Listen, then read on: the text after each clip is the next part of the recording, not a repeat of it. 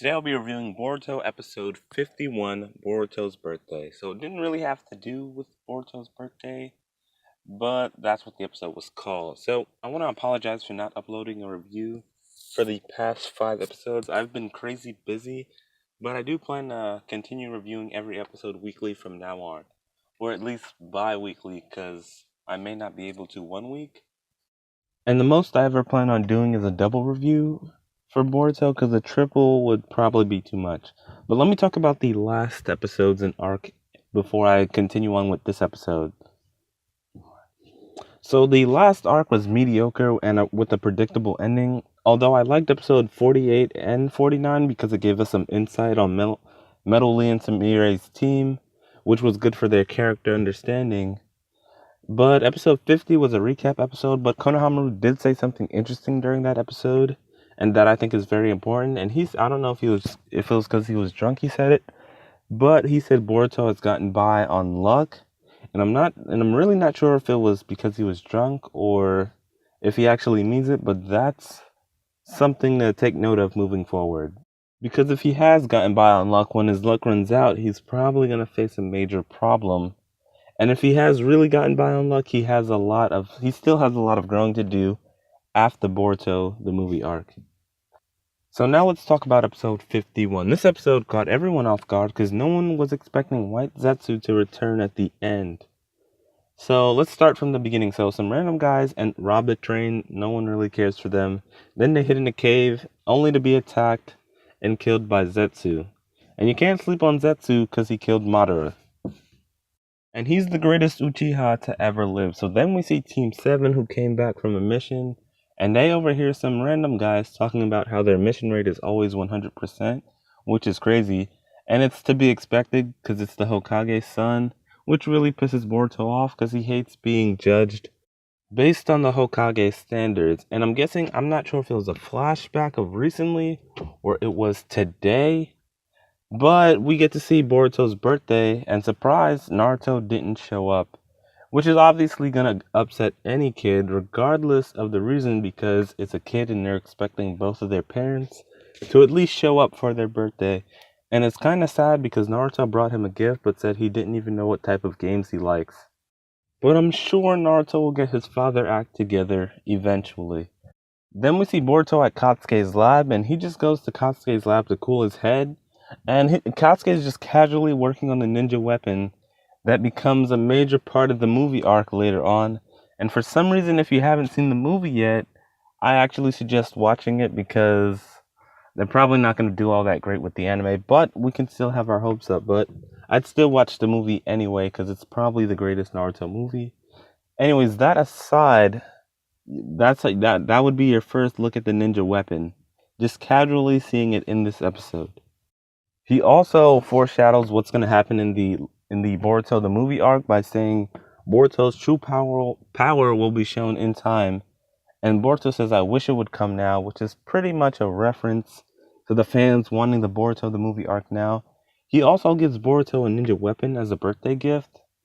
And I wonder if Boruto's actually going to use that later on, because I don't remember seeing it in any of the manga chapters or in the movie. So we'll just have to wait to see on that.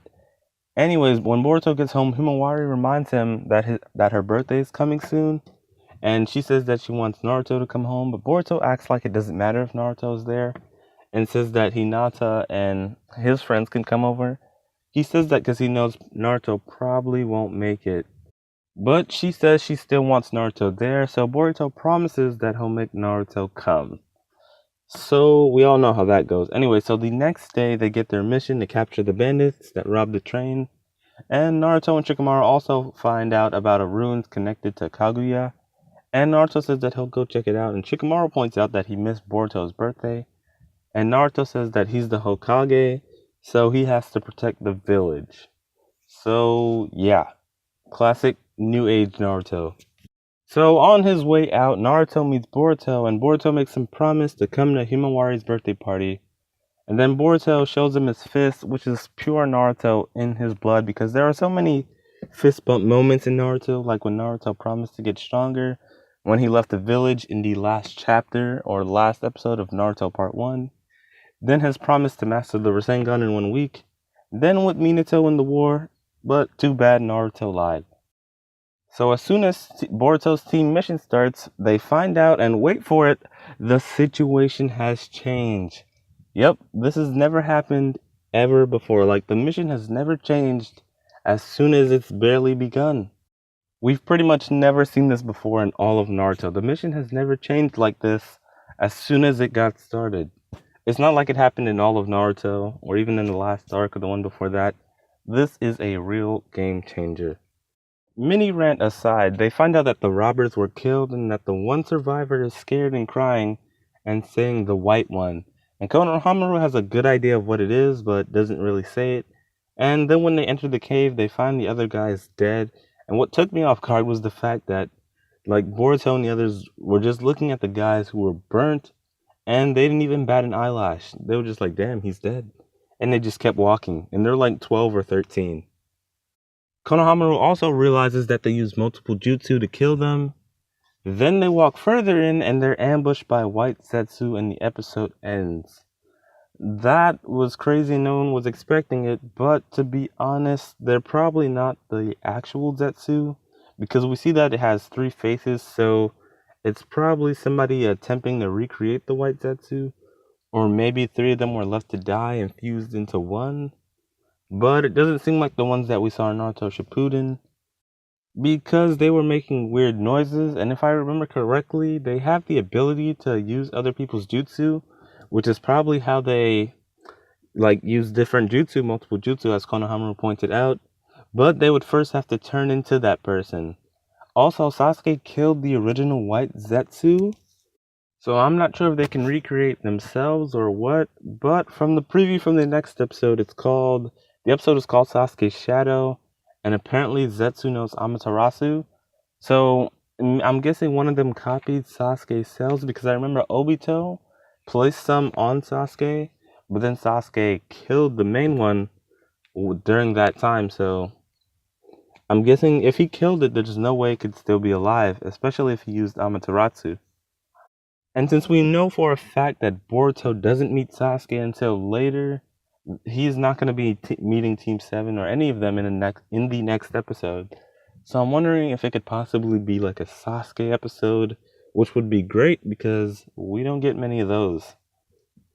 But my prediction for Zetsu is that it's one of them copied Sasuke's powers, and then I don't know, I guess he survived somehow, and it'll be using Sasuke's abilities to do whatever it wants. But more than likely, this is like a failed experiment, something Orochimaru would do, but I don't think so. I'm guessing 3 just merged together and think they're still on the 4th Great Ninja War or something.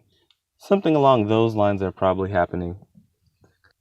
Overall, I think this was a good episode, and I'm thinking this is the last arc before the tuning exams begin, and they kind of pulled us in so we can watch consistently now. Hopefully this turns out good and has connections to the movie arc somehow. I also want to know how Konohamaru knows about White Zetsu, because he was in the village during the war.